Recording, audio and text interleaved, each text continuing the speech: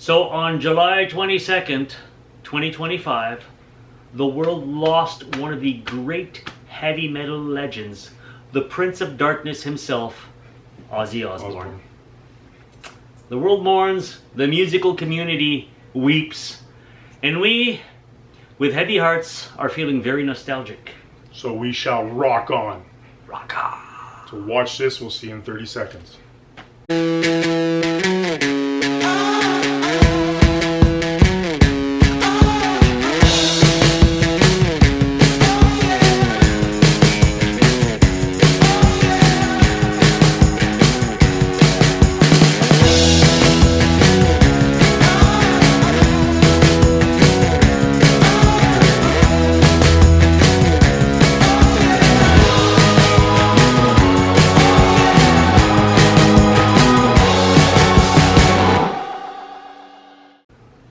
That's Dude. That's Dude. And welcome to Lazyboys Night. Oh Yeah.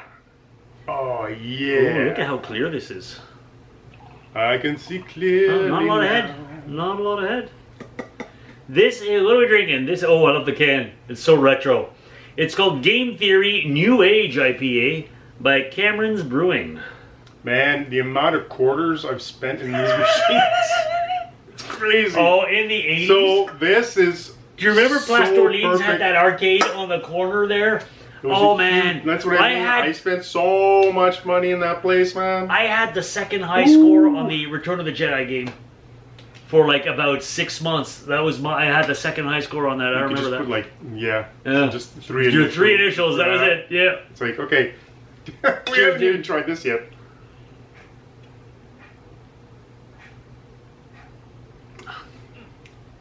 Oh, It's very crisp. Cameron, you've done it again. Good job. Do you know what this is? This is a hot summer day patio. Yeah. You want something cool, refreshing, crisp, nothing heavy. This is very refreshing. I like it. New Age IPA.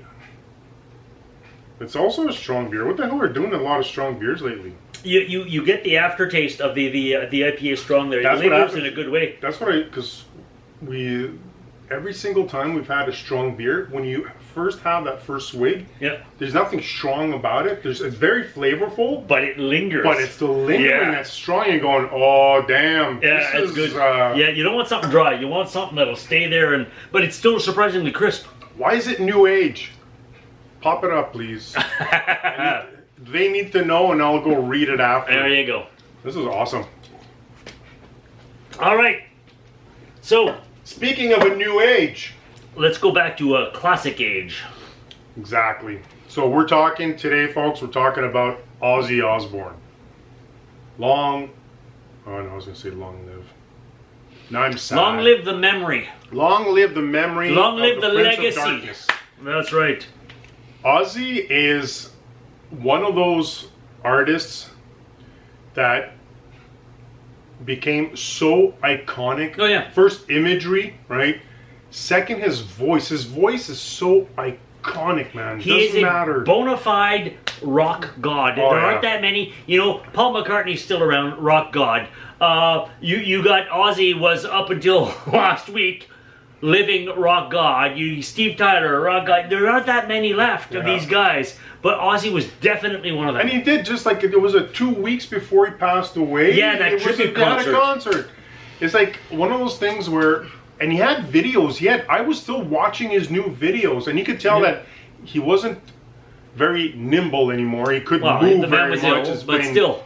Yeah, but he's damaged goods. Yeah. Right? So he was damaged goods. He's like Keith Richards, damaged goods. So when he passed away, he was 76, and in today's standards, That's relatively young. yeah, exactly. We would consider that today being young. Yeah. But when you think of the life this guy has led, You're amazed he's still around. wow. Yeah. Wow. So it's normal that he had that Mr. Burns kind of walk when he would show up.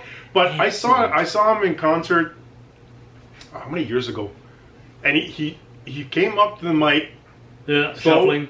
and then as soon as he starts singing, that voice, voice boom, is still I know. there. I'm like, what the hell is It's going like on? he takes all his energy and puts it into the voice so he can still give you the performance He can't jump on stage anymore, but man, did that guy deliver. I heard a radio guy. I can't remember his name. And I probably a DJ. Yeah, but I'm talking a radio guy because he's been in the industry forever, right? So he's one of the guys that is like when Ozzy is coming to the Ottawa Valley, the Hollywood Hills, if you will. He's introduced him in the past. Yeah. So as master of ceremonies, right, as the MC, but he was talking about when he would meet Ozzy pre-show. Yeah. Well, that must have been a thrill. And he said the guy, like the man himself, Yeah. not at all like the entertainer. He was blown because when he came on stage and he walked, because he was walking by him before, because he was introducing him, right? So he was just off stage, and Ozzy's about to come in. He was just introduced, and he's coming by him, and he says, you know, have a good show, whatever. And he's walking, and he's in that zone. He says, I didn't even recognize him. And he says, when he started belting out, like when he got into it, he says, a completely different person. Oh, yeah. Well, So he was about the fans, man. Like even when he was with Black Sabbath, Oh, yeah. it's like that. The sound, persona man. and the man are two different things, but the man understands the value of the persona and gives it his all when he's doing that. And respect. He was Ozzy all was a about performer. the fans, Respect. man. All about the fans, and is one of my fondest memories was in high school. How everybody, if it was on your binders, Oh, on the your clothing, Ozzy with the big on your Z with jeans on the back, on your people would write in pen Ozzy on their. Like it was just, And the Z had to have that line across the middle there because that was the way it was written. Yeah, but he was everywhere, and like I said, he was a rock god. He still is. He's like, he's rocking out in heaven right now, and it's just he had a massive impact. So much of an impact. Oh, influential and crazy. The impact and the influence he had on other bands as well. Well, wasn't like Black Sabbath one of the pioneer metal bands? Yeah. So most of the metal bands you hear today exist because Ozzy and Black Sabbath paved the way. Well, it's like rock and roll, the new version of rock and roll that came with the Beatles. Yeah. Right. You had almost the same thing for heavy metal with Black Sabbath. They said no, we're doing this, and it branched out, and that was Sabbath. That was them. It was unreal. So, in recognition of that, I think we should have, because specifically the 80s had some of the greatest metal bands. And it was a very specific era, right? Oh, so yeah. We had a part of it when we had the, like, Ozzy's era with Black Sabbath. When he split up with Black Sabbath and he went solo, there was a movement happening, and it, more so because of what Kiss was doing, and it became a lot of glam, right? Yes. So the big hair, like makeup, and then just all costumes, and I'm like thinking like Twisted Sister and all that. It was just and even Twisted Sister when they were playing in New York, they weren't glammed up like that. It's just when they hit the big time, they started to glam up big time. And you had like Cinderella, Poison, like all these different bands, man. Were just. I remember the Motley Crue that was all glammed up too. Dude put up the cover of Poison. For the longest time, I thought it was 4 chicks in this band. Right? So, do you have an idea? Now, Ozzy never did that. No. Ozzy never glammed. Ozzy was always the Prince of Darkness. Well, what I'm saying is that in the 80s, we had some amazing songs that you still hear in TV shows today. You still hear in movies today. And this generation know those songs, know those bands. They do. Those bands can still go on tour and just rock out for real. So what we're going to do, folks, is we're going to have our proper 12-pack. Ooh, a full 12-pack this time. We're doing a 12-pack. We're going to do our top 80s metal intros. So you have to understand the parameters of what we're talking about here. We're not talking about the greatest metal songs. We're talking about the greatest metal intros. When you hear those first notes play, and you're like, "Oh, I love this song." Yeah. And I'm gonna be honest with you right now. 12 is not enough. It was very difficult to narrow down this list. Bringing it to 12 is so difficult. It could be so much bigger because there was, what about this one? What about this one? What about? So we tried to just pick one from whatever bands, because some bands have so many iconics. That was so like difficult. AC/DC alone has like a ton. We're like, no, we narrowed it down to one band. Well, one AC/DC, song. they're almost all like that. Yeah. But we had to pick, and all our picks is between all of us had to have a consensus, right? So all three of us had to we had to have a consensus on, okay, yes, this one. 3 being dude. So we had to have that, because if not, we all had like you said, way more bands. So also, it had to be in the 80s, because a lot of these are in the 90s or the 70s. So there's a lot of bands in the 90s that we were throwing out there, and then we didn't even realize we were going, no, and it's early 90s. There's a lot of those bands where you're hitting like 91, 92, 93. There's a lot of stuff going on there. So stick around, folks. We have an awesome challenge for you at the very end, but what we're throwing out right now, before the other challenge, so this is challenge number 1. Because we had such a difficult time putting together only 12, so you would stick around for the entire episode, the challenge we're sending out to you is that if you go on our Spotify, dude, if you can put up how they can get there, right? Go onto our Spotify, our channel, right? And our playlist, we have a playlist that we've made of the 12 songs we're going to be talking about today in the exact chronological, I'm just going to say, I can't even say that word in French, in the proper order that we're going to be chronological. Yeah, chronological order. I can say it in French, I can't say it in English. So is it really chronological, or is it just the way you, well, it doesn't matter. Doesn't matter. Anyways, so it's going to be 1 to 12. Listed. As listed. There we go. That's the right way to say it. I got what right we here. want you to do is either by email, right? That email, or put a comment and put down the songs that you think that should be added to that list.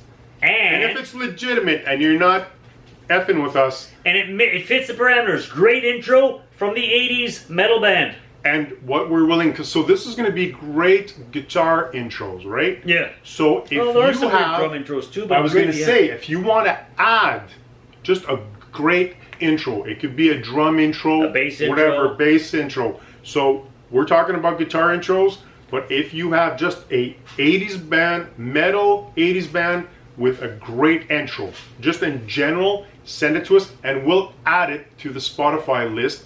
So your suggestion will be a part of our playlist. All right? All right. So we want to do this? Let's do it. So unfortunately, folks, we can't play any part of these songs. Sadly, copyright laws will have this episode flagged if we use songs unauthorized. Yeah. So you'll have to check them out on our playlist. I suggest you go there now. Oh, I was going to say that. And as we talk about it, let it play in the background so you know. And then when that song's done, pause till we get to the next one. Yeah. So you'll be able to listen to the actual song off of Spotify. Listen to us while we're talking about those songs. All right? All right. We're ready for this? Yeah. So the number 1 song, which got this whole conversation going and this whole episode going, is Crazy Train. We had to do Ozzy first. Come on. So it was inevitable. So off the album Blizzard of Oz, I just love that title. By the way, you'll notice that that's part of our titles as well on Spotify. It's an homage, right? Yeah. So, and that guitar riff, when it opens, it really does get that. Every single time. You have that driving train feeling. It really does give you that. Yes. The chugga chugga chugga. That intro to me, I hear it. I don't care where I am. If I'm in the car, if I'm at somebody's house, if it can't, it doesn't matter. I will stop. I listen to it, and it needs to be loud. Oh yeah. And that's the thing about heavy metal, man. It needs to be loud. It can't be background music. No. It needs to invade your space. But yeah, for sure, Crazy Train is the number 1. Shout out to Oz, man. Ozzy gave us this song. Many others, but for sure, this intro is epic. It's instantly recognizable. Anytime I've been to a party somewhere and then that just boom, it comes on. Shh, crank it up. You could have a party where you have people dancing to like freaking whatever song. It's like that new pop, and then it fades off, and then like the whole intro of him. Yeah. And starts up. Yeah. Oh, everybody stops and just listens. Hey Jesse, right here. I'll never listen to it the same way again now that he's gone. I'm gonna feel a little nostalgic about it now, but I'm still gonna want to rock out to it. Yeah. Yeah. All right. Number 2 on the list. We're moving to another. This was for a while they were very glam themselves. Motley Crue. Hell yeah. Kickstart My Heart from the Dr. Feelgood album, which by the way is probably one of their best albums. Dr. Feelgood was Dr. just Feelgood that's an epic album. I loved Motley Crue from the very beginning, and when Dr. Feelgood came out, and yeah, we have the album there. We're not going to show. We're not going to go through. You can see the album cover So- back here. But just the album cover, Oh yeah. it's like it pulls you in and going, oh, this better cause some freaking brain damage. And it lives up to expectations. But that whole like kickstart my heart and like just again, it's the intro, man. Oh yeah. Holy frick, it is kickstarting your heart. And the lyrics and just the speed of it. I went, this is awesome. Oh yeah. All right, number 3, dude. Number 3. This is one that you'll hear everywhere, and probably every single human being on planet Earth knows Back in Black by AC/DC from the album Back in Black. Now, this is the first track. I mean, this came out in 1980. I was still very young. This is the first AC/DC track I ever heard. Because my brother had a party. My brother's 5 years older, and this came on, and it's a slow start, right? It's not like a big pounding thing. It's just like, it's just a bow, bow, bow, bow.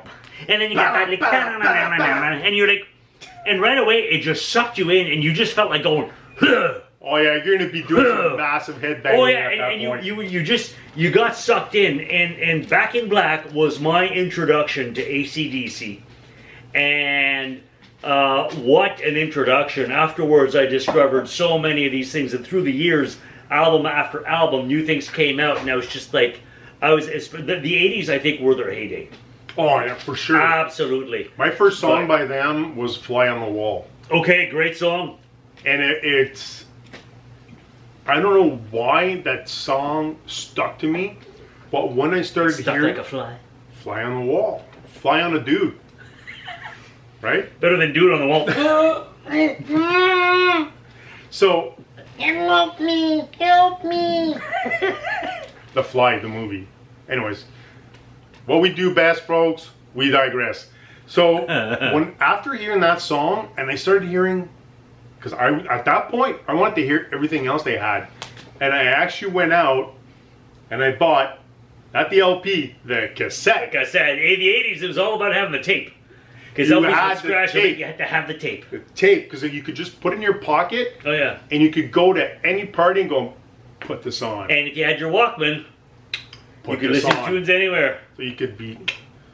And you carried a But this pencil with song- you in case the tape got you. Fix it, yeah. But as soon as I heard that album, I was like, I want to hear everything these people have ever done. And I have everything they've ever done. Yeah, And you are a huge AC/DC fan. Oh man, that is like, it's in my top 3 favorite bands of all time. So I can just see saying, that. I can see that. that intro was hard. Again, if you have like, if it was up to me, I would put every single AC/DC song down. But we're leaving it up to you to send us what you want to Yeah, see there's on our so many playlist. other great AC/DC intros off the top of my head. I won't mention Thunderstruck, Yeah, well, I was going to say Thunderstruck. When we were in Whistler in 1990, there was one of the bars had a comedy night like every second Sunday or something like that. Yeah. The Longhorn, remember? Yeah. And this guy came up and he played Thunderstruck, the intro, on the bagpipes. Do you remember that? So think about it. You got that whole guitar riff, and he's just wailing that on the freaking bagpipes, and we're all like, yeah! It's freaking awesome. Make it again! You rock! Yeah. All right, next one is from the album Screaming for Vengeance from Judas Priest, 1982. It's You've Got Another Thing Coming. Oh, This is another classic metal intro. It just instantly puts you in the mood. yeah. You hear that thing and you're like, we're going to rock hard, we're going to party, give me a beer. Judas Priest is one of those bands where I can listen to the entire album, and at that point, that song, like usually a Judas Priest album for me, every time I put it on, I want to listen to the whole thing. Like for me, there's a sequence to it. It's a bit like when I'm listening to, if I'm listening to Pink Floyd, I'm not skipping anything. I'm listening to the entire Yeah, I know. album. It's almost like there's a story there. There's, yeah, There's exactly. something to follow through. You know, it has flow. Exactly, and the way they built their albums was like that. There was a progression, right?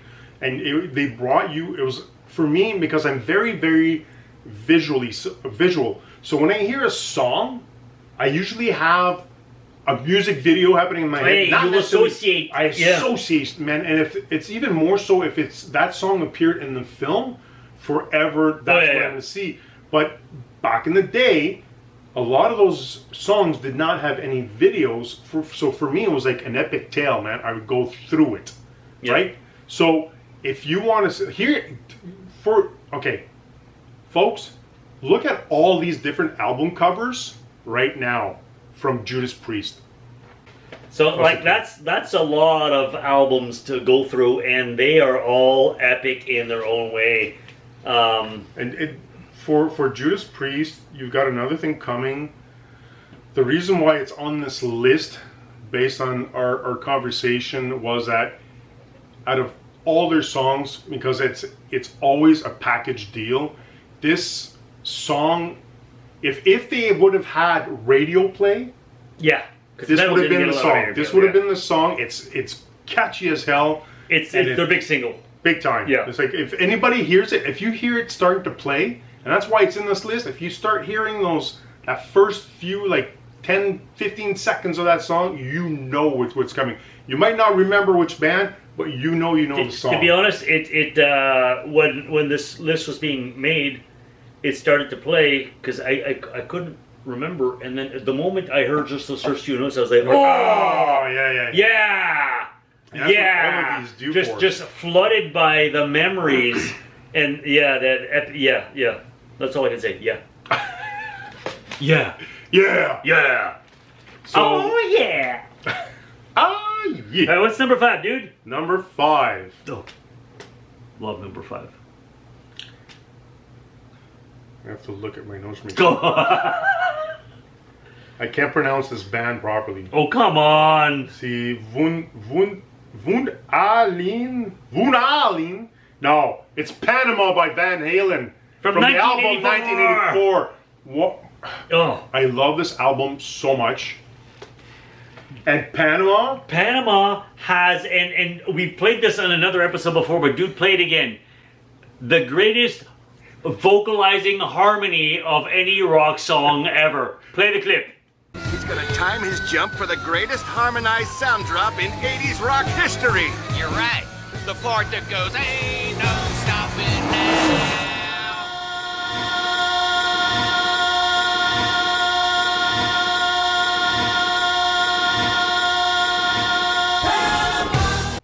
Yeah. Seriously. I love that. The fact that Family Guy paid homage to it is like... Seth MacFarlane is our age. So he grew up with this music too, and I guarantee he's a huge Van Halen fan. But that... If you have this in your car, and you're on the highway, and you happen to play it on purpose, or it comes on because you're listening to a classic rock station, and it comes on, man, I can guarantee you, chances are you're gonna get pulled over. This is an unbelievable song for it. I'm getting so many flashbacks of 16-year-old me, fresh license, have the car. This is freaking playing. The boys are in the car, and we're just gonna cruise around and hoping to pick up chicks. We never did, but you're hoping. You feel confident. That song gives you the confidence. We're freaking cruising. Panama's on, Van Halen's on, and you're just like. Yeah, and you think you're so damn cool. And we were in our own minds, but nonetheless we were. And it was empowering. Panama, amongst, that whole album really, 1984 is a brilliant album. Funny anecdote. When I first heard this album, once upon a time, in school, in our art class, when we had projects, our prof let us bring music that we could play for the entire class while you're concentrating on what you're doing. You brought Van Halen? So most of the time, the guys, didn't want to bring, because all the guys were all metalheads. all of us. And so the girls would bring in this pop rock, and they freaking 80s pop rock. So you got Madonna and all that stuff going. Yeah, exactly. So Cyndi Lauper. at one point, I went up to the prof and I asked her after one of the classes, next time, can one of the guys bring music? It's always the girls playing music. She goes, yeah, it's everybody. Anybody can bring music. It's just the girls bring music and none of the guys bring music. I'm going, okay. So we walk into the class and we're walking down the hallway and we look at each other going, 1984, baby. So following class, walk up to the boombox. Oh, nice. Press, door opens up, slip the tape in. For the younger viewers who don't know what a boombox is, it was the definition of cool. Oh, here's a right. picture. See, if you didn't have one of these, you're a freaking loser. Don't even step out of your house. So, push, clink, press, pray, play, press, pray. Yeah, I'm thinking of Press, pray. press, pray, spray and pray. So, start walking back to our workstation, and it took time, right? A cassette, it wasn't like automatic. Oh yeah, there's So always I like had a to 10-second lag so or something. You had time to walk back to your desk. It's going, and then it starts, and every in class, the guys smiles like this. The girls going, "What the hell's this?" And the teacher's going. Now, was this a male or a female teacher? It was a female teacher. Okay, I'm trying to remember. Is Hot for Teacher on 1984? Yes.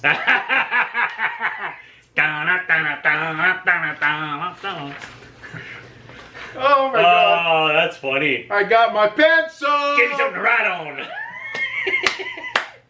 So thank Another you, great Van song. Halen, man. Oh yeah, Oh. Van Halen. Oh, this next one also classic 80s metal, hard rock metal band, depending on what they were doing. And this song is not necessarily quite as metal, but for some reason, it evokes a lot. Yeah. I hear this song, and again, I'm getting instant high school flashbacks and the parties. This is Guns N' Roses. The album is Appetite for Destruction, and the song, Sweet Child of Mine. As soon as you hear those first guitar notes, Yeah. instantly, Yeah. it's undeniable. You know who this is, you know what this is, and you're getting that nostalgia like crazy. Well, Adam Sandler had it in one of his movies. Yeah. And when it came on, I was like, I was pulled in, man. Oh yeah. And it was during one of those transitions where it wasn't mainstream was taking heavy metal and turning it into heavy rock. Right? Yes, and I think that's so what we went through. Guns N' Roses so was. there was a lot during the Guns N' Roses period in the '80s. That was heavy rock. Yeah. So you had a split that happened there. You had the ones that stayed with the heavy metal, Yeah. which had zero radio play. You had to go looking for it, right? Yeah. Friends talking, and because there was no social media. Social media was this and this, Word of mouth. just talking, right? So we go to the record shops. Record shops. We'll talk about that later. But record shops was a huge deal. Oh, Every yeah. single mall needed to have one of those. Oh, they had at least And two or then three. You had, oh yeah, for sure. I worked at two different ones in the same mall. Yeah, but even if we're talking about the different malls and just in Yeah, our area, yeah. every one of them had two Oh, or they three had- record yeah, shops. yeah. It was huge, and the knowledge of the people that worked there, and still today, right? So I knew my music so well back then. you know what? Seriously, this is a perfect time. I'm gonna do a shout out right now, because in the Ottawa Valley, in the Hollywood Hills that we commonly call it, Hollywood Hills North. Hollywood Hills North, we have amazing record shops that are still around, and they have so much knowledge.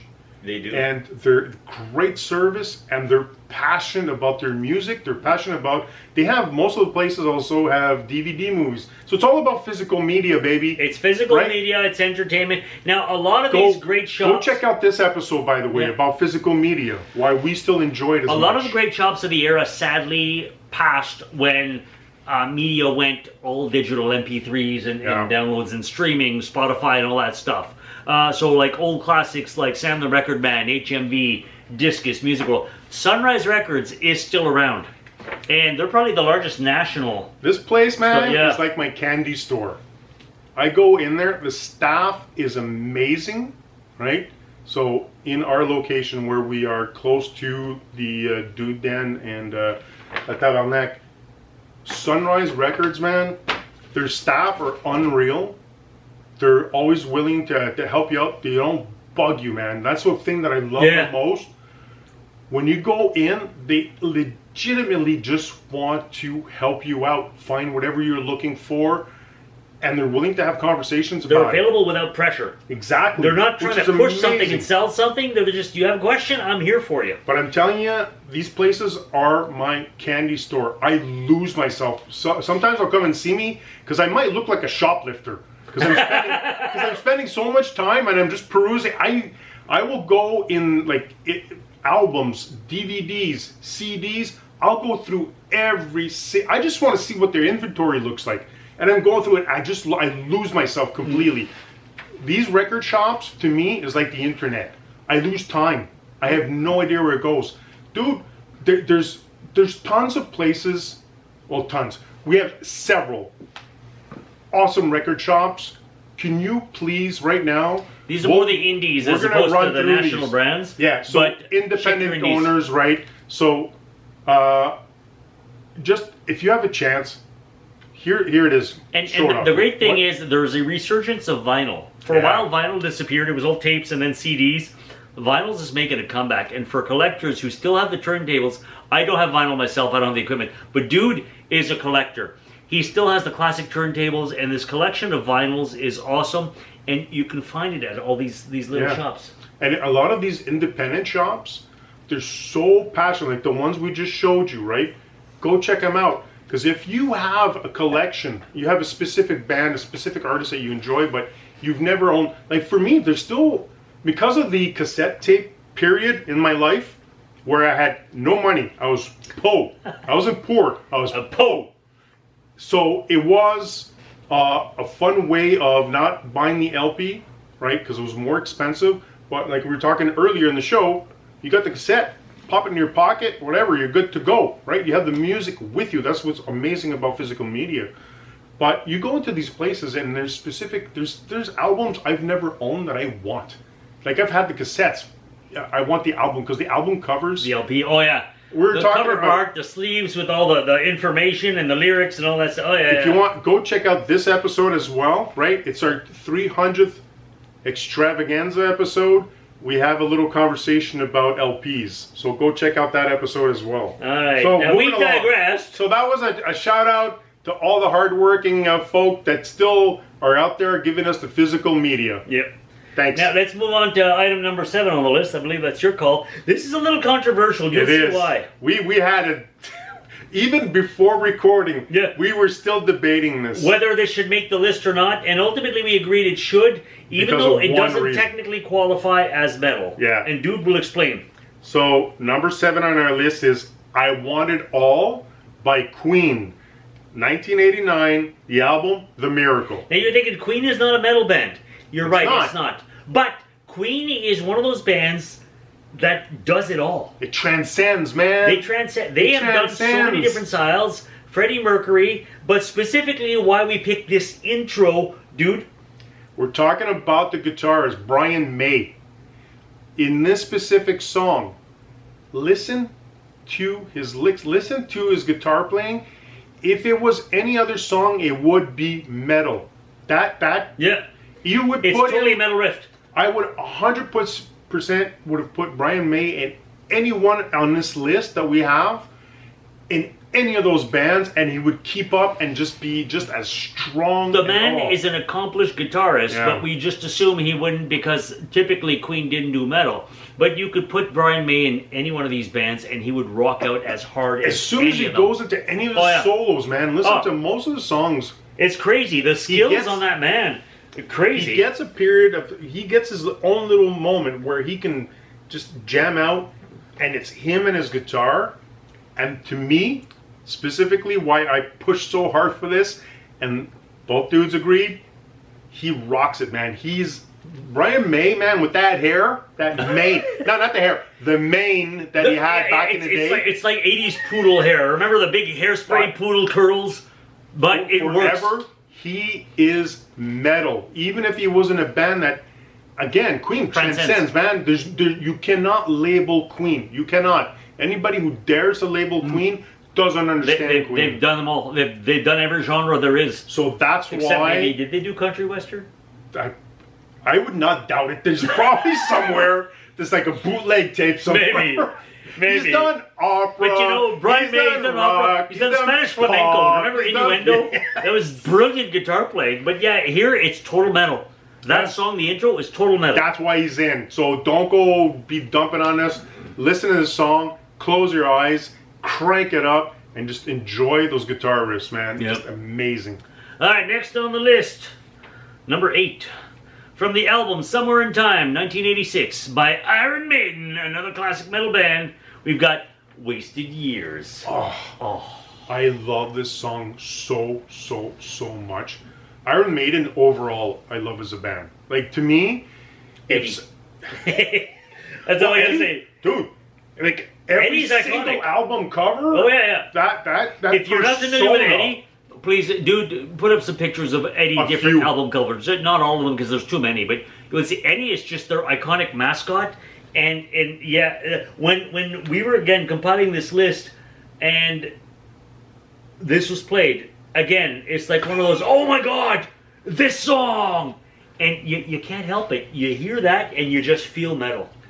Every other album cover up until, was it again Somewhere in Time? Yeah, Somewhere in Time. To make sure I got it correct. Was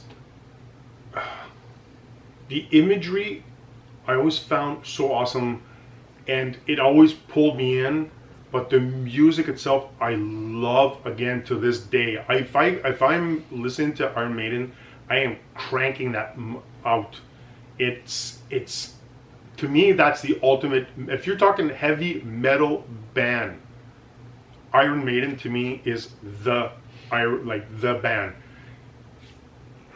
Somewhere in Time, that cover where you have Eddie and he's got like the pistoletta and and it's like this whole futuristic thing. As soon as I saw it, I go, need to have it now. You'd buy the album just for the album art. It's like, and I had that, and I have it somewhere, but for the longest time, for me, it was just, I just had it exposed. I wanted to see it, just the artwork that went into it, the idea, and even their live shows, man, they'd have like live Eddies, massive Eddies coming giant down. animatronic things, and it was crazy. But that Iron Maiden is metal, but that song specifically, you need to crank it to 10 and put away all the glassware, because your house is gonna rock, man. Come crashing down. All right, what's number 9, dude? Oh, this is a song we debated a lot, but this band has a lot of awesome songs, a lot of awesome. It was hard to intros. narrow it down. But we're talking about "Run Riot" by Def Leppard. A lot of people don't realize. Hysteria, right? 1987. Exactly.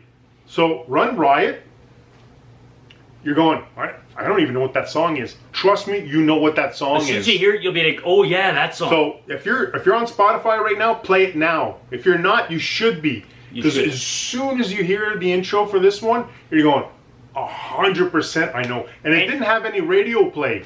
And if for some reason you don't know it, listen to it, you will never forget it. Yeah, exactly. So it is one of those. And again, Def Leppard's one of those bands when they had Pyromania and Hysteria, which were two Pyromania was huge. massive albums. Massive. Everybody had that. And all the tough guys in school all had the Pyromania t-shirt. You remember, it was the black shirt, but the sleeves were white. Yes. And they were like three-quarter sleeves. and it was like the heavy metal albums. And Pyromania was just one of the biggest ones. Yeah. Everybody had that shirt. It was classic. Unreal. Everybody knew every single song. Oh, yeah.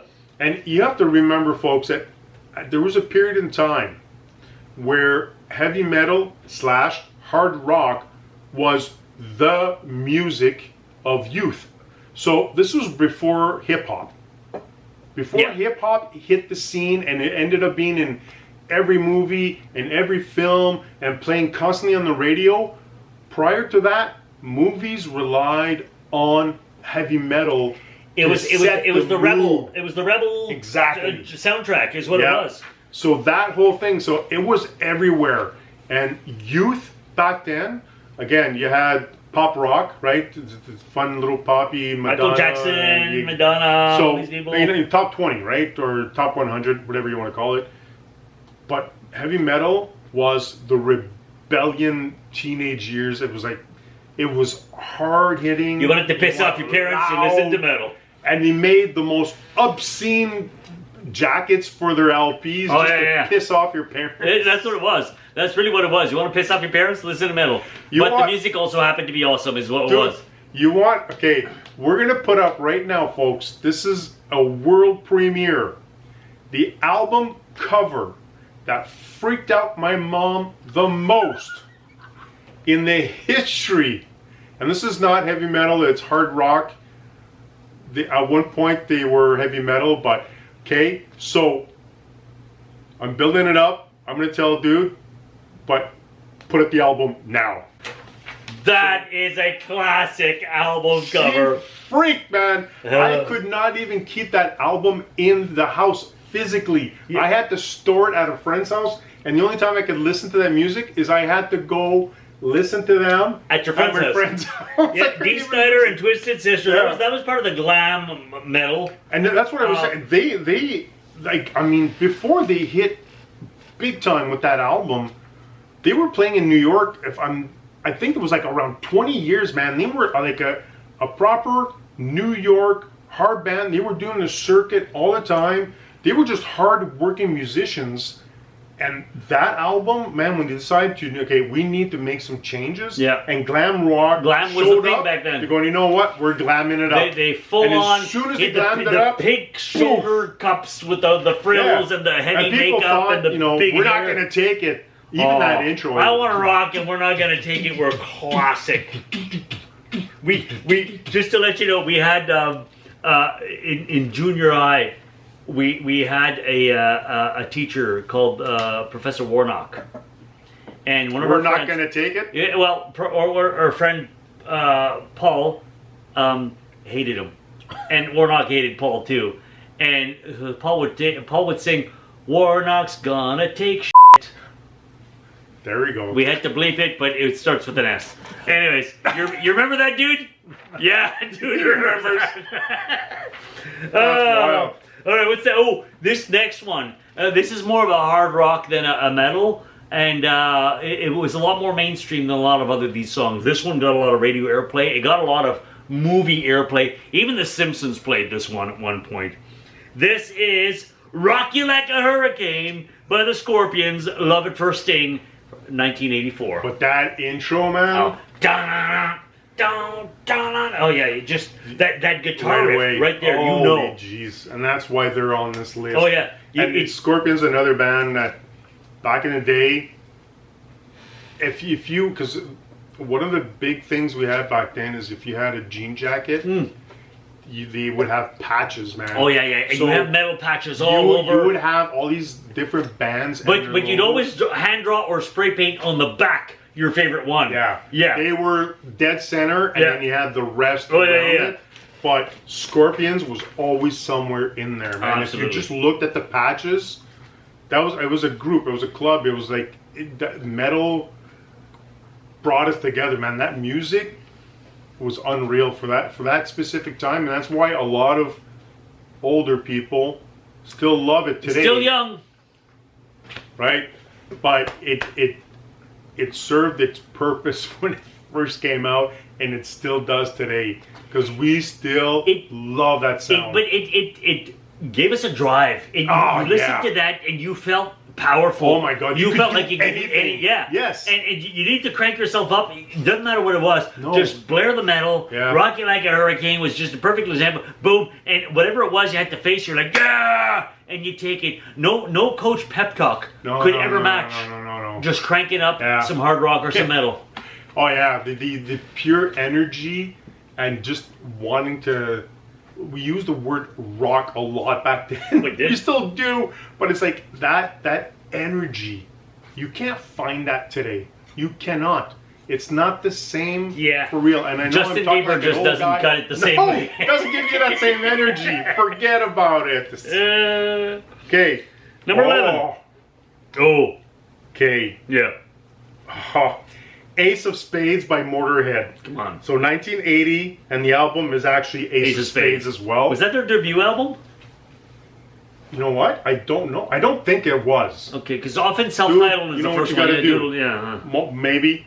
I don't know if it was their first album. You guys know we don't. I should know this, but I'm not sure. Anyways, But regardless, it's Ace of classic. Spades, the Ace of Spades. Yeah, that voice.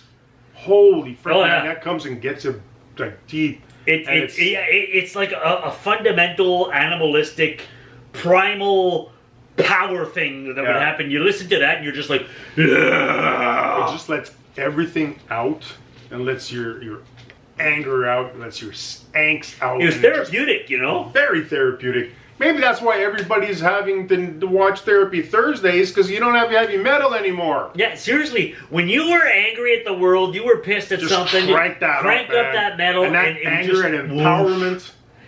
and Oh. it was cathartic. Yeah. Oh, yeah. Big time. But Ace of Spades, man, again, listen to it. You'll know exactly what we're talking about. That power, that raw power, and just the way it just comes in at the very beginning, man. Awesome. Yeah. So Yeah. we're going to tie this up. Number 12. Now, this happens to be... It's the last one, folks. Yeah. And FYI, for this time, we don't have any honorable mentions. The honorable mentions are going to be you guys. Yeah, you're going to provide You're going them. to be giving us the honorable mentions. So this one is from personally one of my favorite metal bands. This is Master of Puppets by Metallica from Master of Puppets, 1986. Now, Metallica to me was the band that took you from your riffs to just these power Power chords. and it's like listening to a machine gun. It is. Off the Never Land. Never. I was actually kind of quiet compared to like the But original just that, stuff, Master of Puppets. But yeah, Oh Metallica. no! When they first started off, It was like machine gun metal to me. It was just the heavy driving guitars. I remember I saw them in concert, and I went with some friends who had seen them before, and we had like great seats. I'm talking like we were in the first 20 rows, and they were like, "Dude, bring some earplugs." I'm like, "But I'm not gonna hear it." No. Trust me, you're still gonna gonna hear hear. it. You just want to keep your hearing. Bring some earplugs. So I did, and everybody around me had the earplugs in. And even with the earplugs, you heard perfectly. It was clear, it was loud, it was that loud, and it was just so electrifying. You're watching these guys, and you're just, I don't know what it is. You're expecting like lightning to strike right there and blow the whole stage up. And you're just like, holy crap. Yeah. And it was just pure energy. non-stop, Pure but like I energy, said, man. machine gun energy. Yeah. You know, when they put out the Black Album, they kind of actually mellowed to hard rock with that one. Well, because they want to start having like radio play, right? Yeah. So, But prior to that, it was just well, Master of Puppets. yeah. When I was first introduced to that, there was a guy that was passing around on demand Yeah. bootleg tapes. Oh. And it was like, what's going on, man? It's like, no, it was like, I can't remember his name was passing. And to him, it was like he had just discovered the Messiah. And he Like, was dealing crack cocaine, Messiah was, crack like, he's cocaine. like, Discover the Lord. There you go. You need to hear the voice of the Lord. And it was like, and he was willing, man, to give out these bootleg tapes to anybody who asked for And it. those tapes are expensive. So, of course, me going, and back in the day, I was listening mostly to like classic rock, like Leonard Skinner. I was listening to, if you're looking like a CCR or something. To me, like the classic, the good early rock, right? That's 60s what I was, rock, yeah. Yeah, 60s rock is what I was into. The Eagles and stuff like that, and that's what I enjoyed. Holy, get ready for it, f***ing shit. When I got my bootleg tape, and I popped that in. He was converted. Oh my God. And I heard Master of Puppets for the first time. The song's not 3 minutes. No. It's not 3.5 minutes. No. It's not 4 minutes. No. It's not even 4.5 minutes. It's almost 9 minutes long. Dude, how long is that? Put it down the exact length. But this thing doesn't stop. Yeah. And it's just, like you were saying, oh, and You gotta figure these guys are gonna be tired just playing that one song. But no, they'll give you a 2-hour concert. at that point, a whole, like, You were sold, huh? I was sold on heavy metal, man. At that point, I want to hear anybody playing heavy metal, every single band. And then you think I was lingering around music shops? No. Dude was there like almost every single day, trying to discover new bands, and I was open to everything. But it opened up so much. Now, have you ever heard Metallica? I forget what year, so Dude's gonna put that up for us here. They put out an album called S&M. That sounds familiar. It's called S&M stands for Symphony and Metallica, and it's Metallica playing with like an 80-piece symphonic orchestra. Yes, I remember that now. Now, listening to metal with the guitars and the bass and the drums is empowering.